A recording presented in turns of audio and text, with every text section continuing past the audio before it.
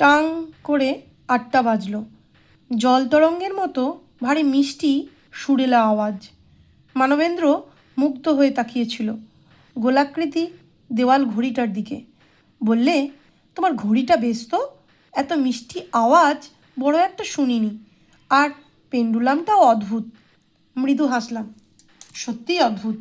গোল ঘড়িটার তলায় খানিকটা কাটা, সেই ফাঁক দিয়ে একটা লম্বা স্টিলের চেন বেরিয়ে এসেছে।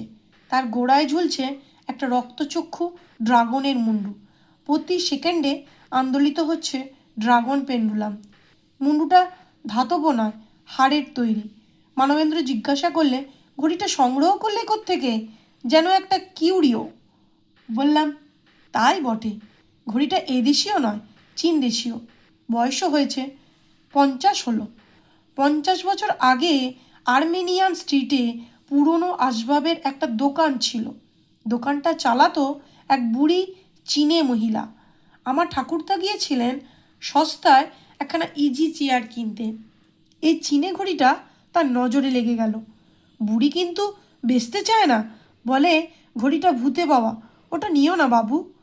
ভূতে পাওয়া ঘড়ি? সেটা কীরকম? মানবেন্দ্র কৌতূহল বোধ করলে। বললাম, আমার ঠাকুরদাও ঠিক এই প্রশ্ন করেছিলেন। উত্তরে বুড়ি একটু চুপ করে থেকে একটা ছোট গল্প বলেছিল। আমাদের কাছে সেটা গল্প, কিন্তু বুড়ির কাছে সত্য ঘটনা। ঘটনাটা বলি শোনো। মানবেন্দ্র বললে, তার আগে আর একটা সিগারেট দাও হে শশাঙ্ক। চীনে বুড়ি, ড্রাগন মার্কা ঘড়ি, বেশ একটা রোমাঞ্চের গন্ধ পাওয়া যাচ্ছে। আর আরেক পেয়ালা কফিও চলবে তো? চাকরকে ডেকে ফরমাইশ করলাম। পৌষের শেষ। শীত যেমন পড়বার তেমনই পড়েছে, তবু কুয়াশাটা এবছর অত্যধিক। সন্ধে হতে না হতেই শহরতলির মনোরম ছবি চাপ চাপ কুয়াশায় লেপে মুছে একাকার হয়ে যায়। শীতের সন্ধ্যা এরই মধ্যে নিশুতি রাত হয়ে উঠেছে। পথে ঘাটে লোক চলাচলের শব্দ নেই, তার বদলে শোনা যাচ্ছে থেকে থেকে একটা ঘুমড়ে ওঠা চাপা কাতরানি। কি জানি কেন আজ সূর্যাস্তের পর থেকেই শীতের হাওয়া পথে পথে কেঁদে বেড়াচ্ছে। পরিবেশটা ছমছমে, সন্দেহ নেই। এমন পরিবেশে মনটা প্রতিদিনের ব্যস্ত জীবনের ভিড় থেকে পালিয়ে ভিন্নতর স্বাদ পেতে চায়। নিরিবিলি গৃহকোণে 2-4টি বন্ধুর সঙ্গে ঘন হয়ে বসতে চায়। লৌকিক জগৎ থেকে অলৌকিক জগতে বিচরণ করতে চায়। বোধহয় এই কারণেই মানবেন্দ্র আমার শহরতলির বাড়ির বৈঠকখানায় এসে এই পৌষ সন্ধ্যায় জমায়েত হয়েছে। আমার দেয়াল ঘড়িটা সে আগে কখনো দেখেনি তা নয়, কিন্তু ঘড়িটা সম্পর্কে তার মুখ থেকে কোনো কৌতূহল প্রকাশ পায়নি। হয়তো এই পৌষ সন্ধ্যায় ছমছমে পরিবেশই তার কৌতূহলকে আজ জাগিয়েছে। কফি এলো, সিগারেট জ্বলল। মানবেন্দ্র সোফার উপরে পা তুলে আলোয়ান মুড়ি দিয়ে সিগারেটের ধোঁয়া ছেড়ে বললে, নাও এবার বলো সেই চীনে বুড়ির গল্প। বললাম, গল্পটা চীনে বুড়িকে নিয়ে নয়, তার বলা। হোচি জাতের চাষি হলেও সে ছিল ঘড়ি তৈরির ওস্তাদ কারিগর। গায়ে বসে বসে সে নানা রকম ঘড়ি তৈরি করত, আর মাসে একবার করে শহরে যেত বেচতে। সংসারে ছিল তার স্ত্রী তান আর একটি মেয়ে। তার বউ তান ছিল সুন্দরী, স্বাস্থ্যবতী। চাষির ঘরে অমন রূপ বড় একটা দেখা যায় না। হোচির সৌভাগ্যে অনেকের চোখ টাটালেও বউ নিয়ে তার সংসার ভারী সুখে। হোচি শুধু ঘড়ি করত আর চাষের কাজ করত, গৃহস্থলীর সব রকম কাজ সারত একা তিনি। সেবায়, যত্নে, ভালোবাসায় টান আলোর মতো, হাওয়ার মতো ঘিরে রেখেছিল হোচির জীবনকে। একবার শহর থেকে দূরে এসে হোচি ঘরে তানকে দেখতে পেল না। শুধু ঘরে নয়, সারা গায়ে খুঁজে পেল না। পাগলের মতো হয়ে গেল হোচি। অনেক চেষ্টায় খবর পাওয়া গেল গায়ের জমিদার তানকে হরণ করে অনেক দূর নিয়ে গেছে, সেই নাংকিং শহরে। খবরটা পাওয়ার পর থেকে হোচি আশ্চর্য রকম চুপচাপ হয়ে গেল। দেখা গেল অনেক দিন বাদে আবার সে একটা দেয়াল ঘড়ি তৈরি করতে হাত লাগিয়েছিলেন। এমন কিছু অসাধারণ ঘড়ি নয়, কেন বাহারি নকশা নেই। তবু এত মন দিয়ে সে আর কখনো ঘড়ি বানায়নি। দিনে সে ঘড়ির কাজ করে আর রাতে করে অন্য কাজ, ভূত প্রেতের পুজো। হচি তন্ত্রমন্ত্র জানত। সারা রাত ধরে সে ঘড়িটার সামনে ধূপ ধুনো জ্বালায় আর বিড়বিড় করে মন্ত্র পড়ে। এক নাগাড়ে সারা রাত ধরে চলল ভূতের পুজো। তারপর হচি একটা মোড়া শকুনের হাড় থেকে খোদাই করলে একটা ড্রাগনের মুন্ডু, চোখ দুটো লাল রং দিয়ে আগুনের মতো জ্বলে জ্বলে করে দিল। তারপর মুন্ডুটা আটকে দিলে স্টিলের চেনের গোড়ায়। দুলতে লাগলো ড্রাগনের মুন্ডু, আর মুহূর্তে রক্তবর্ণ চক্ষু দুটো নিষ্ঠুর রক্ত তৃষায় ঝলসে উঠতে লাগলো। মানবেন্দ্রের দু আঙুলে ধরা জ্বলন্ত সিগারেটের মুখে লম্বা ছাই জমেছে। চুপ করে বসে শুনছে। জানলার কাছে শাঁসি দিয়ে দেখা যাচ্ছে ধোঁয়া ধোঁয়া কুয়াশার বস্তুহীন রহস্য জগৎ। শোনা যাচ্ছে শীতের হাওয়ায় ফুপিয়ে ওঠা বিলাপ। আমি বলতে লাগলাম, এরপর হচিকে দেখা গেল নাংকিং শহরে। গায়ের জমি জমা বেচে শহরে এসে আস্তানা পেতেছে। খুঁজে বেড়াচ্ছে জমিদারের ডেরা। যত বড় শহরই হোক, খুঁজতে খুঁজতে জমিদারের ঠিকানা পাওয়া গেলে শেষ পর্যন্ত। হচি কিন্তু জমিদারকে খুন করার চেষ্টা করলে না, তার বিরুদ্ধে নারী হরণের নালিশও করলে না। একদিন সে শুধু তিব্বতী লামা সেজে এই ঘড়িটা জমিদারকে উপহার দিয়ে এলো। বললে, বড় পয়মন্ত এই ঘড়ি, যার ঘরে থাকে তার সকল বিষয় শুভ হয়, সে দীর্ঘায়ু হয়। জমিদার খুশি হয়ে ঘড়িটা নিজের ঘরে টাঙিয়ে রাখলেন। 1 বছর বাদে হঠাৎ ঘড়িটা একদিন বন্ধ হয়ে গেল। আশ্চর্যের বিষয়, ঘড়িটায় পুরো দম দেওয়া ছিল, তবু বন্ধ হয়ে গেল। আর পরদিনই হঠাৎ দম বন্ধ হয়ে মারা গেল জমিদার। বয়স ছিল 40-এর সামান্য কিছু উপরে, নিরোগ সবল স্বাস্থ্য, তবু মারা গেল হঠাৎ। খবর পেয়ে অনেক দিন বাদে হচির মুখে হাসি দেখা দিল। মানবেন্দ্র নিশ্চুপ দেহটা একবার নড়ে উঠল। বলল, ভারী আশ্চর্য তো। বললাম, হ্যাঁ, আশ্চর্য হবারই কথা বটে। জমিদারের আত্মীয়রা বলাবলি করলে যে ঘড়িটা অলুক্ষণে। ভয় পেয়ে তারা ঘড়িটাকে নামমাত্র দামে বেচে দিলে শহরের এক নিলামওয়ালা দোকানে। হচি একদিন সন্ধ্যায় সেটা সন্ধান পেয়ে কিনে এনে নিজের ঘরে রাখলো।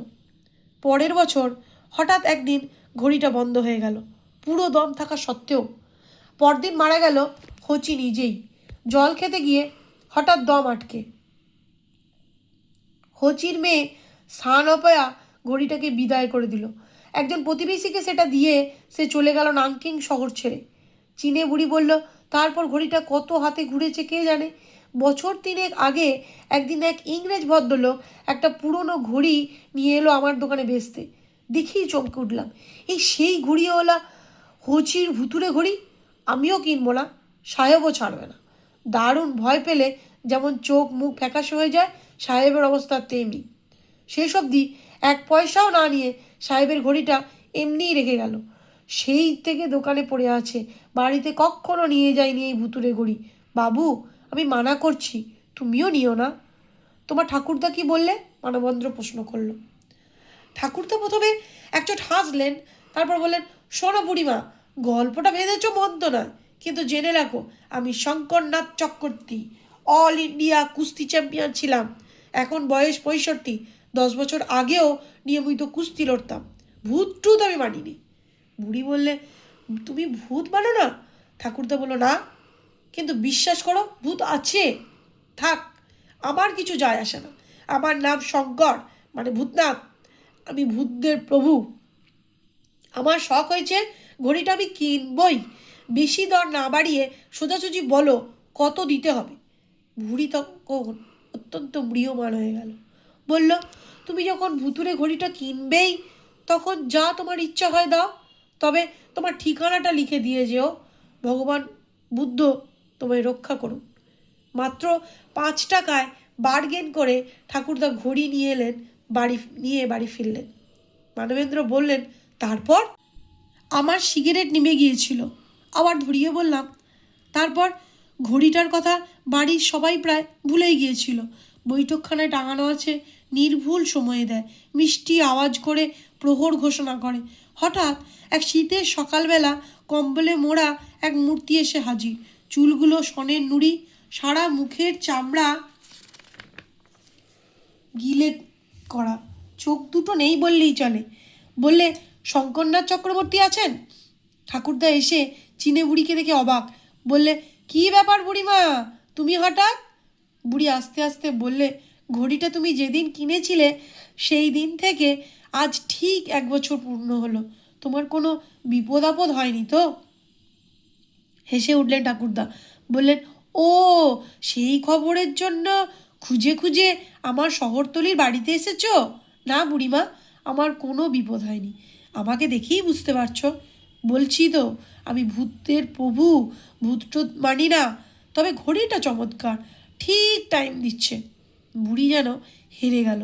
তবু লক্ষ্য করলাম আস্তে আস্তে তার আঁকি বুকি কাটা মুখ প্রসন্ন হয়ে উঠেছে। বুড়ি চলে যাওয়ার সময় ঠাকুরদা প্রশ্ন করলেন, আচ্ছা, ঘড়িটার বিষয়ে অমল আজগুবি গল্প তুমি শুনলে কোত্থেকে? বুড়ি গলায় বিশ্বাসের জোর এনে বলল, আজগুবি নয়, সত্য ঘটনা। বটে? আচ্ছা, সত্য ঘটনাই সই। তুমি কোত্থেকে জানলে? চলে যেতে যেতে আস্তে আস্তে বুড়ি বললে, আমি ঘড়িওয়ালা হচির মেয়ে শান। আলোয়ানখানা ভালো করে জড়িয়ে মানবেন্দ্র বলল, যাক, কোনো দুর্ঘটনা তাহলে আর হয়নি? একটু চুপ করে থেকে বললাম, হয়েছে। মানবেন্দ্র 2 চোখে প্রশ্ন নিয়ে চেয়ে রইল। জানলার বাইরে পৌষের রাত, কান পেতে শুনতে হাওয়ায় ফুলে ফুলে কান্না। হাওয়ার হাহাকার আরও বেড়েছে। ঝাপসা কাঁচের শাঁসি বেয়ে গড়িয়ে পড়ছে হিমের ফোঁটা। আমি বারবার শুরু করলাম, চীনে বুড়ি যেদিন এসেছিল সেদিন ঘড়ি কেনার পর 1 বছর পূর্ণ হয়। 1 বছরের মধ্যে ঘড়িটা একবারও বন্ধ হয়নি, কিন্তু সেদিন সন্ধ্যাবেলা বন্ধ হয়ে গেল। দম নিতে গিয়ে দেখা গেল পুরো দম রয়েছে। তবু ঠাকুরদা বললেন, কাল ঘড়িটা ভালো করে দোকানে অয়েলিং করাতে নিয়ে যেও শশধর। শশধর আমার বাবার নাম। বাবা বললেন, অয়েলিং তো 1 মাস 3 হলো করানো হয়েছে। ঠাকুরদা বললেন, তবু একবার দেখিও। হাজার হলো ঘড়িটার বয়স হয়েছে, অনেক নেড়ে চেড়েও ঘড়িটাকে চালানো গেল না। পরদিন ভোরবেলা থেকে ঠাকুরদার বুকে একটা ব্যথা অনুভব করতে লাগলেন। যত বেলা হতে লাগলো ব্যথাটা বেড়েই চলল। ঘড়ির ইতিহাস আমার ঠাকুমাও শুনেছিলেন। তার মুখ শুকিয়ে গেল। বারবার বলতে লাগলেন, এত জেদ ভালো নয়, এই নিশ্চয়ই ওই অলক্ষণে ভুতুড়ে ঘড়িটার কাণ্ড। ডাক্তার এলো। ঠাকুরদাকে পরীক্ষা করে বললেন, করোনারি অ্যাটাক। শুনে সবাই আশা ছেড়ে দিল। বাড়িময় নেমে এলো শোকের ছায়া। শুধু ঠাকুরদার মুখ আনন্দে উজ্জ্বল হয়ে উঠল, যেন জিতে গিয়েছেন। হাঁপাতে হাঁপাতে বলে উঠলেন, শুনলে তোমরা সব, আমি মরছি থ্রম্বোসিসে, স্বাভাবিক রোগে, ভুতুড়ে ঘড়ির প্রভাবে নয়। ভূত বলে কিচ্ছু নেই, বোগাস। বিকেল নাগাদ ঠাকুরদার হাটের ঘড়িও বন্ধ হয়ে গেল। কিন্তু অন্তিমকাল পর্যন্ত তিনি জোর গলায় ঘোষণা করে গেলেন, ভূত নেই। মানবেন্দ্র বলল, তোমার কি মনে হয় শশাঙ্ক, সত্যিই ভূত নেই? বললাম, ও বিষয় নিয়ে আমি কখনো মাথা ঘামাইনি। কেননা মাথা ঘামাবার কোনো কারণ ঘটেনি। আমি ফাঁকা বাড়িতে ফাঁকা কাটিয়েছি, শ্মশানে গিয়েছি গভীর রাতে, পাড়া গায়ে অন্ধকারে রাস্তায় একা একা হেঁটেছি। কখনো ভূতের হাসি কান্নাও শুনিনি, কোনো ছায়ামূর্তির দেখাও পাইনি। তাহলে তোমার বিশ্বাস তোমার ঠাকুরদার হঠাৎ মৃত্যুর কারণ হচির ভুতুড়ে ঘড়িটা নয়? না, ঘড়িটা কারণ নয়। চীনে বুড়ি চেয়েছে ডাক্তারের উপর আমার বিশ্বাস একটু বেশি। একটু থেমে মানবেন্দ্র বলল, কিন্তু শঙ্করনাথের করোনারি অ্যাটাক ঘড়িটা বন্ধ হবার ঠিক পরদিনই হলো কেন? 2-5 দিন আগে বা পরে তো হতে পারতো। বললাম, পারতো বই কি, কিন্তু ঘড়ি বন্ধ হওয়ার পরদিনই ঠাকুরদার মৃত্যুটা নেহাত অ্যাক্সিডেন্টাল, মানে কাকতালীয় ঘটনাও তো হতে পারে। ঘড়ি বন্ধ না হলেও হয়তো ঠাকুরদার মাচার মেয়াদ ওই দিনই ফুরুতো। কিন্তু পুরো দম থাকা সত্ত্বেও ঘড়িটা হঠাৎ বন্ধ হলো কেন? আমার হাসি পেয়ে গেল। বললাম, ঠিক জানি না। বহু পুরনো কলকবজা কখন কী কারণে বিগড়ে যায় ধরা মুশকিল। কিন্তু তা নিয়ে তোমার মাথায় দুশ্চিন্তা ঢুকলো কেন হে? বিজ্ঞান যুগের লোক হয়ে তুমি ভূতে বিশ্বাস করো নাকি? মানবেন্দ্র একটু অপ্রস্তুত হলো, গম্ভীর হয়ে বলল, বিশ্বাস যে করি তা বলতে পারি না, আবার বিশ্বাস করি না তাও জোর করে বলা চলে না। তবে এই লৌকিক বস্তু জগতের বাইরে একটা অদ্ভুত অলৌকিক জগৎ আছে, সেটা বিশ্বাস করি। তাই নাকি? সেই অলৌকিক জগতে আর কি শুনি? ছায়া ছায়া চেহারা, নাকি সুরে কান্না, আর বিকট অট্টহাসি। মানবেন্দ্র, বয়স তোমার 40 পার হলো, পেশায় ফিজিক্সের প্রফেসর, এখনও গ্রাম্য সংস্কার গেল না? মানবেন্দ্র চুপ করে আমার বিদ্রূপ হজম করলো। তারপর আরও গম্ভীর হয়ে বলল, একে সংস্কার বলে বিদ্রূপ করো না শশাঙ্ক, এটা অনুভূতির ব্যাপার। অনেক সময় স্থল অনুভূতি দিয়েও বোঝা যায়, কিন্তু বোঝানো যায় না। একদিন হয়তো সত্যটা তুমি নিজেই বুঝবে। হেসে উঠে বললাম, বেশ, তেমন যদি কখনো হয় আমার বিদ্রূপ সেদিন ফিরিয়ে নেব। কিন্তু আমি আবার বলছি, ভৌতিক গাঁজায় আমার নেশা হয় না।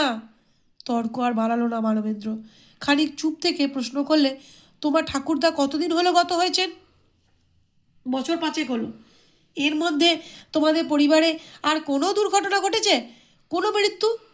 বললাম, দীর্ঘ 5 বছরে কোনো দুর্ঘটনা বা মৃত্যু ঘটেনি এমন কোনো পরিবার দেখাতে পারো? মানবেন্দ্র বললে, আমি জানতে চাইছি শুধু তোমাদের পরিবারের কথা। আমরাও আর 5টা পরিবারের মতো। ঠাকুরদা মারা যাওয়ার পর বছর 2 বাদে আরেকটা মৃত্যু ঘটে আমাদের পরিবারে। কে মারা যান? আমার বাবা, শঙ্কর চক্রবর্তী। 1 মিনিট আমার মুখের দিকে তাকিয়ে রইল মানবেন্দ্র। তারপর জিজ্ঞাসা করলো, কিভাবে? বলতে লাগলাম, আমার বাবা ছিলেন গ্লাসগো ইউনিভার্সিটির পাস করা ইলেকট্রিক্যাল ইঞ্জিনিয়ার। একটা বিলেতি কোম্পানিতে চাকরি করতেন। কাশীপুরে আমাদের বিশাল ফ্যাক্টরি, সেখানেই ছিল বাবার কাজ। বছর 3 আগে আমার এক পিসতুতো বোনের বিয়ে লাগলো। বিয়েটা হবে আমাদের এই বাড়িতেই। দিনটা মাসের মাঝামাঝি। সেদিন সকাল থেকেই বিয়ে বাড়িতে সাড়া পড়ে গেল। সাজানো গোছানো, বিয়ের চড়ানো, কম্পাউন্ডের প্যান্ডেল বাঁধা, সব শুরু হয়ে গেল। আত্মীয় স্বজনে বাড়ি ভর্তি, হাসি খুশির মেলা।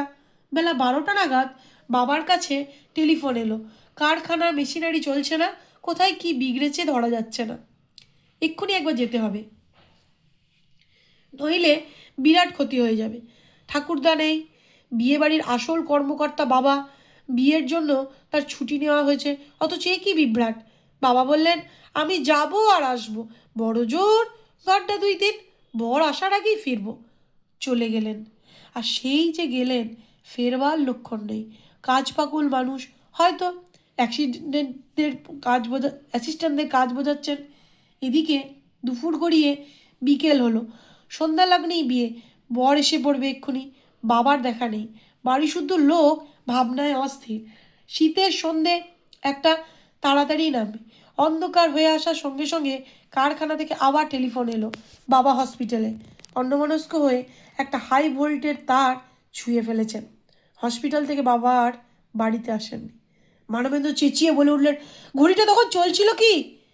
বললাম, না, একদিন আগে হঠাৎ বন্ধ হয়ে গিয়েছিল। কিছুক্ষণ আর কথা হলো না। বাইরে শীতের হাওয়া হু হু করে কেঁদে কেঁদে উঠছে। ঘরের মধ্যেকার স্তব্ধতা ক্রমেই যেন ভারী হচ্ছে। মানবেন্দ্র উঠে পায়চারি করতে লাগলো। তারপর হঠাৎ থেমে বলল, ঘড়িটাকে আর রেখো না শশাঙ্ক, ফেলে দাও। বললাম, কেন? ঘড়ির কি দোষ? এখনও বুঝতে পারছো না? বেশ, তুমি না পারো, কাছেই গঙ্গা, আমি ঘড়িটাকে ফেলে দিয়ে আসছি। বুঝলাম মানবেন্দ্র উত্তেজিত হয়েছে। বললাম, পাগলামি করো না, ঘড়িটা আমার ঠাকুরদার স্মৃতি, ফেলে দিলে তাকে অপমান করা হয়। মানবেন্দ্র পাগলের মতো আমায় বোঝাতে লাগলো, এখনো সময় আছে শশাঙ্ক, ঘড়িটাকে এক্ষুনি বাড়ি থেকে বিদায় করো, নইলে তোমার আরও বিপদ হবে। ভূতপ্রেত দুষ্টু আত্মা, এদের নিয়ে ছেলেখেলা করতে নেই, এরা আছে। মনটা কঠিন হয়ে উঠল, গলার আওয়াজে বললাম, থামো, তোমার পচা পুরনো সংস্কার নিয়ে তুমি থাকো। ভূত সম্পর্কে আমার নাস্তিকের বংশ, ভূত আমি মানি না, মানি না, মানি না। শান্ত হয়ে গেল মানবেন্দ্র। আলুয়ার খালা ভালো করে মুড়ে নিয়ে হাতের রিস্ট ওয়াচের দিকে একবার তাকালে, তারপর ক্ষুব্ধ গলায় বলল, বেশ, তুমি তোমার জেদ নিয়েই থাকো, রাত 10টা বাজলো, আমি চলি। চলে গেল মানবেন্দ্র। কিন্তু আমি আমার দেওয়াল ঘড়ির দিকে তাকিয়ে পাথর হয়ে গেলাম। মানবেন্দ্রর হাত ঘড়িতে তখন 10টা। আমার দেয়াল ঘড়িতে 8:20। আবার তাকালাম, ভালো করে তাকিয়ে দেখলাম পেন্ডুলামের চেন নড়ছে না, দুলছে না মরা শকুনির হাড়ের তৈরি রক্তচক্ষু ড্রাগনের মুন্ডু। বাবা মারা যাবার 3 বছর পরে ঘড়িটা আবার বন্ধ হলো, অথচ আজই সকালে আমি নিজে দম দিয়েছি। ঘড়িটার দিকে তাকিয়ে থাকতে থাকতে আমার কেমন যেন শীত করতে লাগলো। ভূত সম্পর্কে নাস্তিক বংশের ছেলে আমি, আমার মনের জোর কি কমে আসছে? চোখ সরিয়ে জানলার দিকে তাকালাম, মনে হলো সেই চীনে বুড়ি সামনের মতো এই পৌষের রাত চাপ চাপ কুয়াশার কম্বল মুড়ি দিয়ে কাঁচের শার্টসির পাশে এসে দাঁড়িয়েছে, উঁকি দিয়ে দেখছে আমাকে। তার পিছনে কুয়াশার ঝাপসায় আরও কত অশরীরী ছায়া। শীতটা ক্রমশ বাড়ছে। একা একা ঘরে বসে শুয়েছি, শুনছি শীতের হাওয়ায় ডুকরে ওঠা মরা কান্না। ঘড়িটা আবার বন্ধ হলো। ঠাকুরদা গেছেন, বাবা গেছেন, এবার কার পালা?